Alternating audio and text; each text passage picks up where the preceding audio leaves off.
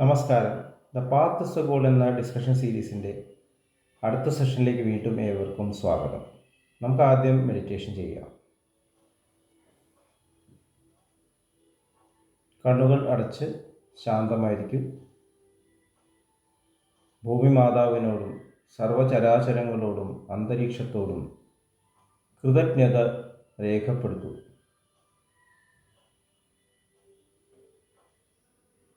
ഭൂമി മാതാവിൽ നിന്നുമുള്ള healing energy കാലുകളിലൂടെ പ്രവേശിച്ച് ശരീരം മുഴുവൻ വ്യാപിക്കുന്നതായും ശരീരത്തിലെ എല്ലാ ഭാഗങ്ങളെയും എല്ലാ കോശങ്ങളെയും റിലാക്സ് ചെയ്യാൻ സഹായിക്കുന്നതായും അനുഭവിക്കും. ഇപ്പോൾ ശരീരം പൂർണ്ണമായും റിലാക്സ്ഡ് ആയി. ഈ റിലാക്സേഷൻ ഹൃദയത്തിൽ അനുഭവിക്കൂ. ശ്വാസം ദീർഘമായി ഉള്ളിലേക്ക് എടുക്കൂ. ഹൃദയത്തിൽ സ്നേഹം നിറയുന്നതായി അനുഭവിക്കൂ. ശ്വാസം പുറത്തേക്ക് വിടുമ്പോൾ സ്നേഹം പ്രപഞ്ചം മുഴുവൻ വ്യാപിക്കുന്നതായും അനുഭവിക്കൂ. ഹൃദയത്തിൽ കുടികൊള്ളുന്ന സ്നേഹത്തിൻ്റെ സ്രോതസ്സിൽ നിന്നും ഉദ്ഭവിക്കുന്ന ദിവ്യപ്രകാശം മനസ്സിനെ ആകർഷിക്കുന്നതായി അനുഭവിക്കൂ. ആ ദിവ്യപ്രകാശത്തിൽ ധ്യാനം ആരംഭിക്കൂ. മനസ്സിൽ ചിന്തകൾ വരുന്നുണ്ടെങ്കിൽ മൃദുവായി അവയെ അവഗണിക്കുക. ദിവ്യപ്രകാശത്തിൽ ധ്യാനം തുടരുക. Please start meditation.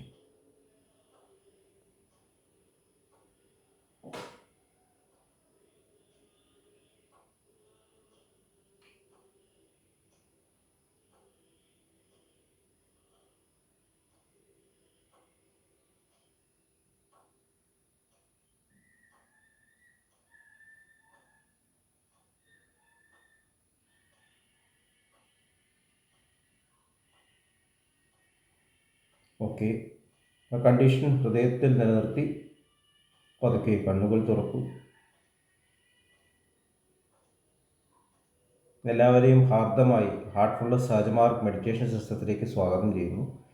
എങ്ങനെ ജോയിൻ ചെയ്യാം എന്നത് ഡിസ്ക്രിപ്ഷൻ ബോക്സിൽ കൊടുത്തിട്ടുണ്ട്.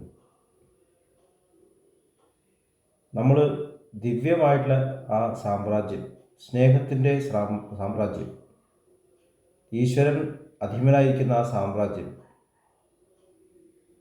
അതാണ് യഥാർത്ഥത്തിൽ ഉള്ളത് എന്ന് മനസ്സിലാക്കാനാണ് ഇവിടെ ജീവിക്കുന്നത്.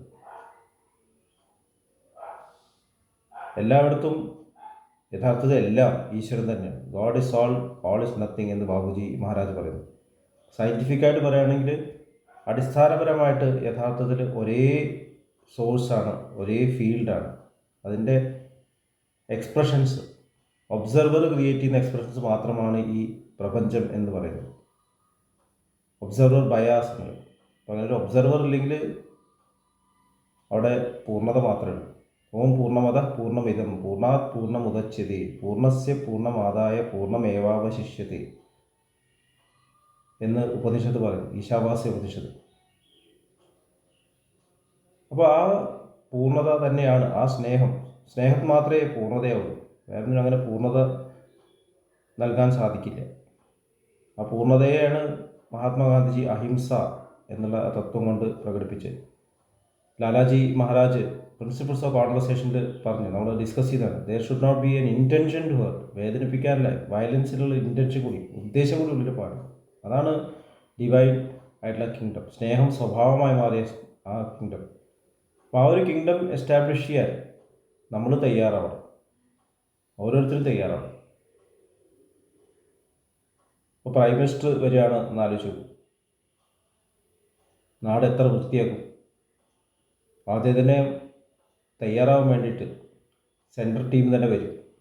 പിന്നെ ഇവിടെ ഡിസ്കസ് ചെയ്യും, എന്തൊക്കെ സൗകര്യങ്ങൾ ഒരുക്കണം, എല്ലാം ക്ലീൻ ആക്കണം, വൃത്തിയാക്കണം. ഇനി പ്രൈം മിനിസ്റ്റർ എല്ലാ വീടും ചെല്ലുകയാണെന്ന് ആലോചിച്ചു, ഓരോ വീടിനും കയറി ഇറങ്ങുകയാണെങ്കിൽ ഓരോ വീടും വൃത്തിയാകും.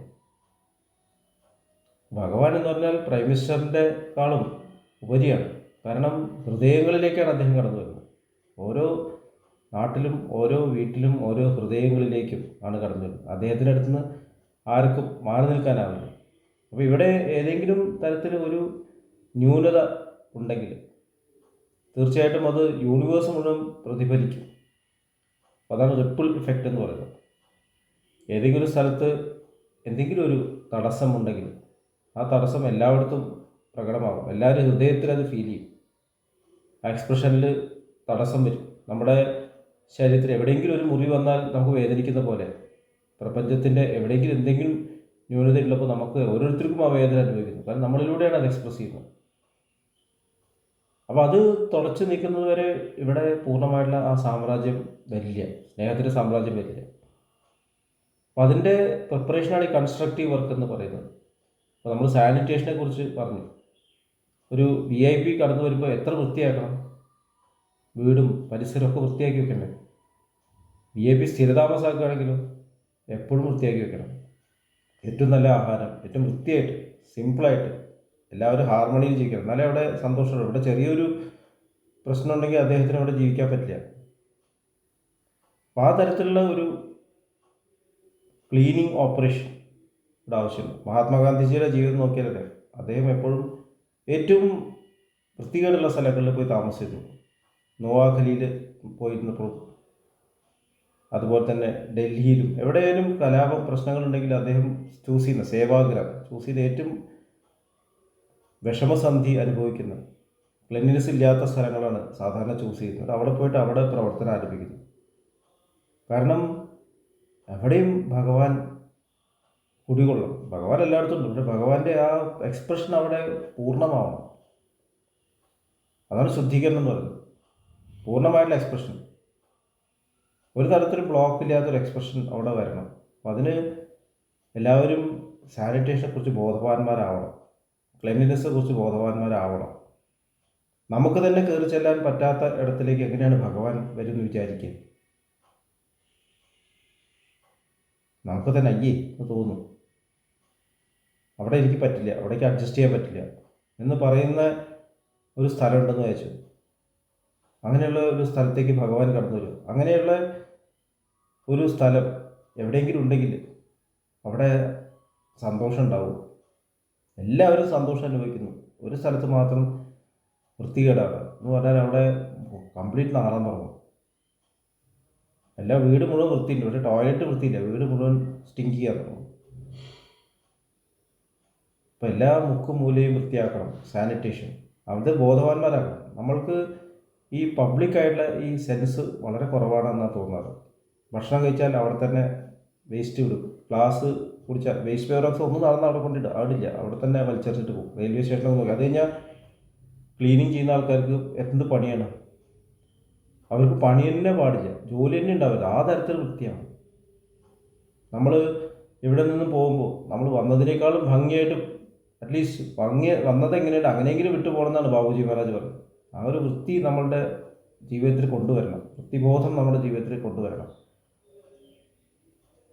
നമ്മൾ 3rd ക്ലാസ് കമ്പാർട്ട്മെൻറ്റ് യാത്ര ചെയ്യണമെന്ന് മഹാത്മാഗാന്ധിജി പറയുന്നു. നമ്മൾ അങ്ങനത്തെ കമ്പാർട്ട്മെൻറ്റ് പോയാലേ സാധാരണക്കാരാണ്, അവർക്ക് ഇതേപ്പറ്റി അറിയുന്നുണ്ടാവില്ല. അതേക്കുറിച്ച് പഠിപ്പിച്ചു കൊടുക്കണം. മാറി നിൽക്കല്ലേ വേണ്ടത്, പഠിപ്പിച്ചു കൊടുത്ത് അവരെ മനസ്സിലാക്കി കൊടുക്കണം. എങ്ങനെയാണ് വൃത്തി, അവിടെ ഇവിടെ തുപ്പരുത്, എല്ലാം പറഞ്ഞു കൊടുക്കും. വേസ്റ്റ് അവിടെ നിക്ഷേപിക്കരുത് എഴുതി വെച്ചാലും അതന്നെ ചെയ്യും. റെയിൽവേ ട്രെയിൻ ടോയ്ലറ്റൊക്കെ കയറി കഴിഞ്ഞാൽ പലപ്പോഴും അതിൻ്റെ പൈപ്പ് പൊട്ടിക്കിടക്കുന്നുണ്ടാവും, മഗ് പൊട്ടിക്കിടക്കുന്നുണ്ടാവും, വെള്ളം ഒഴിച്ചിട്ടുണ്ടാവില്ല. ക്ലീനിങ് ചെയ്യുന്ന ആൾക്കാർ തന്നെ പലപ്പോഴും ശ്രദ്ധിക്കാറുണ്ടാവില്ല. വേസ്റ്റ് പേപ്പർ ബാസ്ക്കറ്റിൻ്റെ ഇത് ഫുള്ളായിട്ട് അവിടെയൊക്കെ വേസ്റ്റ് താഴെയൊക്കെ കിടക്കണം, ചോറൊക്കെ അവിടെ കിടക്കണം, അങ്ങോട്ട് പോകാൻ പറ്റില്ല. ഇതെല്ലാം ഒരാൾ വിചാരിച്ചാൽ നടക്കില്ല എന്നുള്ളത് ഉറപ്പാണ്. പക്ഷെ നമ്മൾ ചെല്ലുന്നിടം നമുക്ക് വൃത്തിയാക്കാൻ പറ്റും. അപ്പോൾ അതിനാദ്യം നമ്മൾ ശുദ്ധമാവും. എങ്കിൽ മാത്രമേ അങ്ങനെ ഒരു ബോധം നമ്മുടെ ഉള്ളിൽ വരുള്ളൂ. ഒരു ജോലിയും വൃത്തികേട്ടതല്ല എന്നുള്ളത് മനസ്സിലാവുള്ളൂ. ഏറ്റവും ഇമ്പോർട്ടൻറ്റ് ജോലി സ്കാവെഞ്ചിങ് ആണ് എന്നാണ് മഹാത്മാഗാന്ധി പറയുന്നത്. ഏറ്റവും ക്ലീൻ ഓപ്പറേഷൻ, ഏറ്റവും നല്ല ജോലിയാണ് സ്കാവെഞ്ചിങ്. വൃത്തികേട് ഇടുന്ന ആളാണോ വൃത്തിയാക്കുന്ന ആളാണോ മഹാൻ എന്ന് എനിക്ക് തോന്നുന്നു സ്വാമി അഗ്നിവേശാണ് ചോദിച്ചു വന്നത് ഇതൊരു പ്രഭാഷണത്തിൽ. വലിയൊരു ചോദ്യമാണ്. വേസ്റ്റ് വലിച്ചെറിയുന്ന ആളാണോ വേസ്റ്റ് എടുത്തു കളഞ്ഞ് വൃത്തിയാക്കുന്ന ആളാണോ വലുത്? ആരാണ് വലുത്? നമ്മുടെ ജീവിതത്തിൽ ഏറ്റവും നമ്മൾ ബഹുമാനിക്കേണ്ടത് ക്ലീനിങ് ചെയ്യുന്ന ആൾക്കാരെ. നമ്മൾ അതുപോലെ ആവണം, ശുദ്ധീകരിക്കാൻ നമുക്ക് സാധിക്കണം. സാനിറ്ററി വർക്കിൽ പാർട്ടിസിപ്പേറ്റ് ചെയ്യണം. അങ്ങനെയാണെങ്കിൽ ഈ എപ്പിഡമിക്സും ഈ രോഗങ്ങളൊന്നും ഉണ്ടാവില്ല. ദിവ്യമായിട്ടുള്ള സാമ്രാജ്യം എസ്റ്റാബ്ലിഷ് ചെയ്യുന്ന ആദ്യത്തെ പടി എന്ന് പറഞ്ഞാൽ സാനിറ്റേഷനാണ്.